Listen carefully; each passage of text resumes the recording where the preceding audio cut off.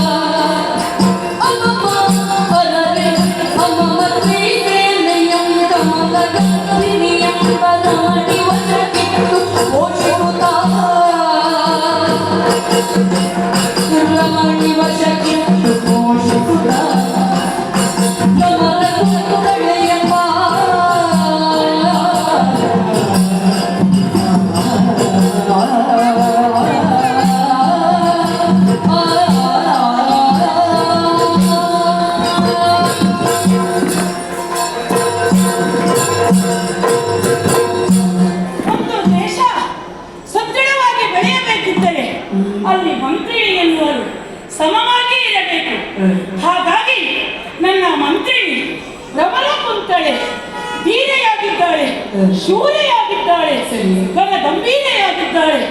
ಇನ್ನು ಅಧ್ಯಕ್ಷೆ, ನಮ್ಮ ದೇಶದ ಅಧ್ಯಕ್ಷೆಯಾಗಿದ್ದಾಳೆ.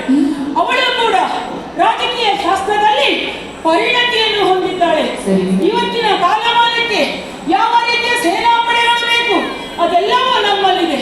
ನೌಕಾ ಪಡೆಯಲ್ಲಿ ನಮ್ಮವರು, ಕ್ಷಿಪ್ರ ಪಡೆಯಲ್ಲಿಯೂ ನಮ್ಮವರೇ, ನೀರಿನ ಪಡೆಯಲ್ಲಿ ಕೂಡ ನಮ್ಮವರೇ, ಎಲ್ಲಿಯೂ ಕೂಡ ಸ್ತ್ರೀಯರೇ ಇದ್ದಾರೆ. ಅಂದ್ರೆ ಆ ರೀತಿಯಾಗಿ ಇಲ್ಲಿ ಬೆಳೆದಿದ್ದಾರೆ. ಕಳಿಸಿ ಬೆಳೆಸಿ ಬೆಳೆಸಿದ್ದೇನೆ ಎನ್ನುವುದಕ್ಕೆ ಈ ಸ್ತ್ರೀ ರಾಜ್ಯವೇ ಕಾರಣಿಯಾಗಿದೆ.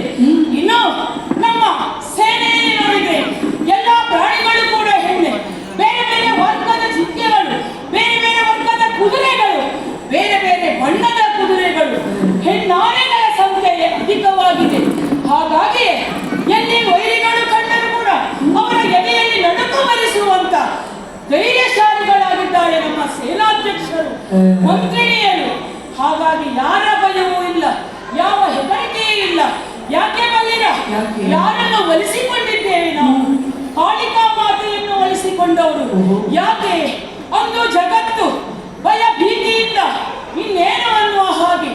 ತಲ್ಲಣಗೊಳ್ಳುತ್ತಾ ಇತ್ತು.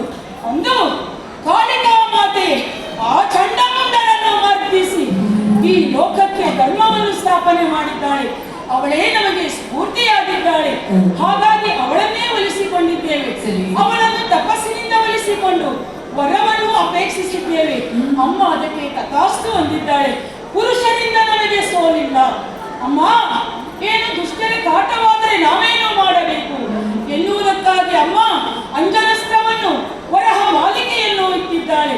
ಹಾಗಾಗಿ ಯಾರ ಭಯವೂ ಯಾರ ಹೆದರಿಕೆಯಿಲ್ಲವೂ ಸರಿಯಾಗಿ ಮರ್ಯಾದೆಯಲ್ಲಿ ಜೀವನವನ್ನು ನಡೆಸುತ್ತಾ ಎಲ್ಲರಿಗೂ ಮಾರ್ಗದರ್ಶಕರಾಗಿ ನಾವಿದ್ದೇವೆ. ಹಾಗಿರುವಾಗ ಇಂದು ನಾನು ಓಲಗವನ್ನು ಕೊಟ್ಟಿದ್ದೇನೆ. ನೋಡಿದ್ರೆ ನಮ್ಮ ಸಭೆ ಹೇಗೆ ಉಂಟು ನೋಡಿ. ಎಲ್ಲಾ ಸ್ತ್ರೀಯರು ಎದುರು ಕುಂತು ನೋಡ್ತಾ ಇದ್ದಾರೆ, ಹೇಳ್ತಾ ಇದ್ದಾರೆ ಹೇಗೆ ಶಶಿಪ್ರಭಾ ದೇವಿಗೆ ಜಯವಾಗಲಿ, ಶುಭವಾಗಲಿ ಎನ್ನುವಂತ ಜಯ ಘೋಷ ಮುಗಿಲು ಮುಟ್ಟುತ್ತಾ ಇದೆ. ಇಷ್ಟನ್ನು ಕೇಳಿದ್ರೆ ಸಾಕಾಗುದಿಲ್ವಾ? ಹೆಣ್ಣು ಸಾರ್ಥಕತೆ ಪಡೆಯುವುದು ಯಾವಾಗ? ಇಂಥ ಒಂದು ಎರಡು ಮಾತು ಕೇಳಿದ್ರೆ ಸಾಕಲ್ವಾ? ಹಾಗೆ ಸಂತೋಷದ ವಿಚಾರವನ್ನು ನೋಡುತ್ತಾ ರಾಜಕೀಯದಲ್ಲಿ ಇನ್ನೇನು ನಾವು ಅಭಿವೃದ್ಧಿ ಮಾಡಬಹುದು, ಸ್ತ್ರೀಯರಿಗೆ ಯಾವ ಸೌಲಭ್ಯವನ್ನು ಕೊಡಬಹುದು ಎನ್ನುವ ಹಾಗೆ ಯೋಚಿಸುತ್ತಾ ಇರುವಾಗ